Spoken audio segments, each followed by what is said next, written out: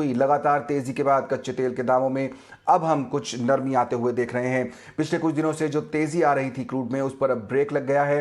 रूस और यूक्रेन में जारी तनातनी में नरमी के संकेत मिल रहे हैं और क्रूड के उबाल में भी इससे कमी आ रही है। ब्रेंट क्रूड फिसल कर 3% $3 टूट कर $94 प्रति बैरल के नीचे फिसल गया है। इस हफ्ते हमने देखा ऊपरी स्तरों से ब्रेंट करीब $3 नीचे आया है।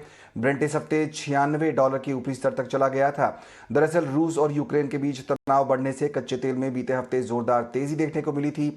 आशंका जताई जा रही थी कि रूस किसी भी वक्त यूक्रेन पर हमला कर सकता है, लेकिन अब खबरें आ रही हैं कि रूसी सेना यूक्रेन की सीमाओं से वापस अपने बेस की तरफ लौटने लगी हैं।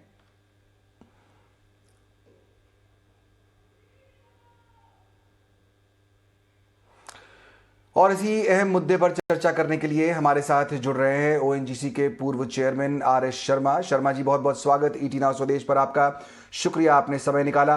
सबसे पहले तो मैं एज एन इंडस्ट्री वेटरन और एक्सपर्ट की तरह से आपका नज़रिया जानना चाहूँगा। ये जो अनसर्टिनिटी, जियोपॉलिटिकल चिंताएं इस समय बनी हुई हैं, क्रूड के मार्केट के लिए कैसे समझना चाहिए एक आम आदमी को, एक आम निवेशक को इन चीज़ों को, इस पूरी सिचुएशन को?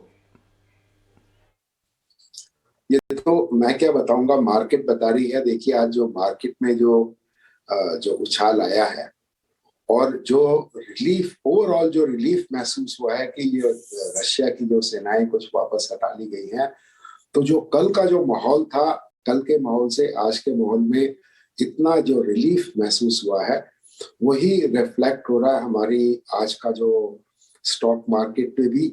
और उसी का वो असर इमीडिएट आया है कि जो तेल के दामों में जो $2 से $3 की जो कमी आई है, जो कि लगातार पिछले दिनों से एक आध डॉलर बढ़ते बढ़ते $96 तक पहुंच गया था।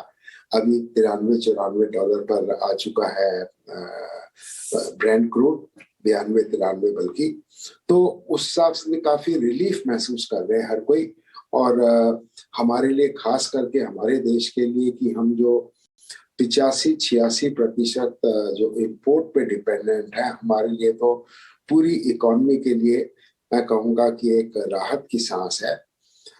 जो अदरवाइज जो कल तक के जो आसार थे, तो ये था कि अभी $100 कब क्रॉस करेगा, कब पहुंचेगा, और क्या उसके असर होने वाले हैं इकोनॉमी के ऊपर, एक्सचेंज रेट के ऊपर, बैलेंस ऑफ ट्रेड पे, स्टॉक मार्केट पे, ओवरऑल।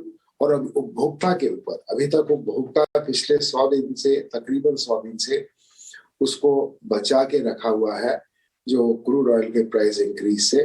और जबकि और अभी भी जो 10 मार्च काफी दूर है, कहते हैं जब तक अगर दाम नहीं बढ़ाए जाएंगे तो तेल कंपनियां जो है कैसे अपना मैनेज करेंगी। लिस्टेड कंपनीज हैं, कैसे इनके Q4 के रिजल्ट्स आएंगे।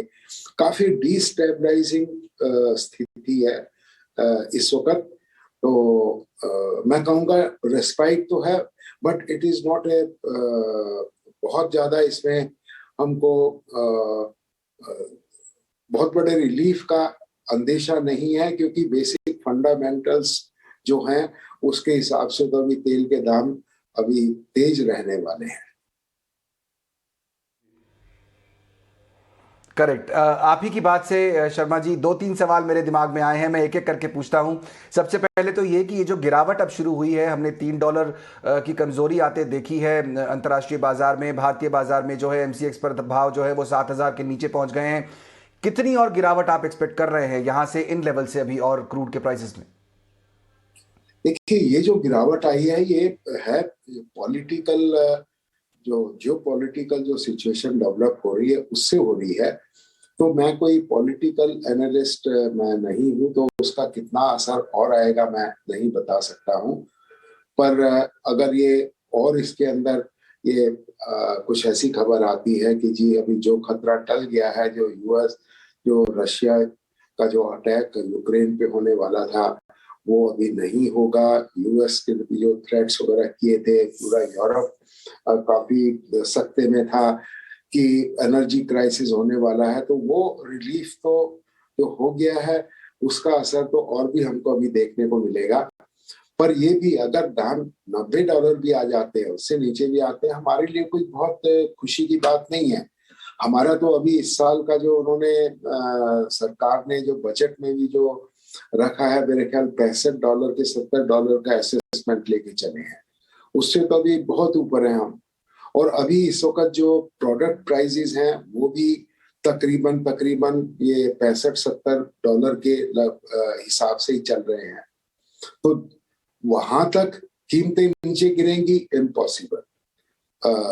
लॉन्ग रन का तो बोलना बहुत मुश्किल है, पर अभी के जो फंडामेंटल्स के हिसाब से अभी जो माहौल है, जो फॉसिल फ्यूल्स के अगेंस्ट में इतना बड़ा कैंपेन चला है, जो खास करके COP26 के बाद, तो शायद ये जो एक्टिविस्ट, मैं इनको एनवायरमेंटल एक्टिविस्ट ही बोलूंगा, कि ये फंडामेंटल्स को नहीं समझ पा रहे हैं कि रिन्यूअल्स जो है वो दुनिया भर की जो एनर्जी की जरूरतें हैं उसको पूरा नहीं कर पा रहे हैं और ना कर पाएंगे। अगले 20-30 साल में विश अवे करना फॉसिल फ्यूल्स को, ऑयल, गैस, कोल, इम्पॉसिबल जैसी बात है। तो और उसके रहते हुए इनका जो कैंपेन चालू हुआ है, तो अभी इन्वेस्टमेंट नहीं हो रही है, नई इन्वेस्टमेंट नहीं हो रही, प्रोडक्शन नहीं बढ़ाया जा रहा है। जो सरप्लस कैपेसिटी ओपेक प्लस के पास थी, वो सरप्लस कैपेसिटी श्रिंक होती जा रही है। तो जितना ओपेक प्लस का जो था कि हम इतना प्रोडक्शन करेंगे, वो भी नहीं कर पा रहे हैं क्योंकि इन्वेस्टमेंट्स नहीं हो रही हैं। और ये रिन्यूएबल्स इसकी जो कमी पूरी नहीं कर पा रही है। अभी तकरीबन दोबारा से 100 मिलियन बैरल प्रतिदिन के लगभग खपत पहुंच चुकी है। तो अभी जो हालात हैं, खपत और भी ज्यादा हो सकती है। तो ये बहुत ज्यादा हमको कोई रिलीफ वाली चीज नहीं लगती है। अभी मैं समझता हूँ चिंता की बात है हमारे देश के लिए। तो करेक्ट। तो अभी तुरंत कोई रिलीफ दिखाई नहीं देता है। जो दाम कम हुए भी हैं उससे बहुत ज़्यादा फ़ायदा होता हुआ नहीं दिख रहा है। बहुत बहुत शुक्रिया आर्य शर्मा जी, समय निकालकर हमसे बात करने के लिए ईटी नाउ स्वदेश पर। आर्य शर्मा ओएनजीसी के पूर्व चेयरमैन बताते हुए कि जिस तरह दामों में कमी आई भी है, ये शॉर्ट टर्म ही है। फंडामेंटल के लिहाज से अभी कुछ तेज़ी शायद आने वाले समय में दिखे, लेकिन ये जो कमज़ोरी भी आई है उससे बहुत फ़ायदा भारतीय बाजार को, भारतीय इकोनॉमी को मिलता हुआ नहीं